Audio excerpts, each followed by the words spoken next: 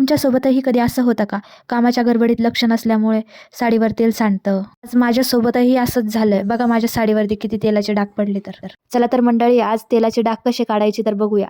सगळ्यात पहिले तर मी पावडर घेतली आहे. आपली साधी पॉन्ड्स पावडर आहे ही. ते डाग पडलेले आहे तिथे पावडर टाकली.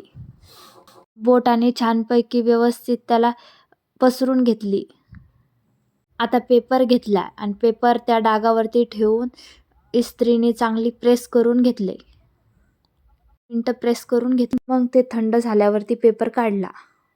नंतर आपला दात घासायच्या ब्रशने त्याला रफ केलं.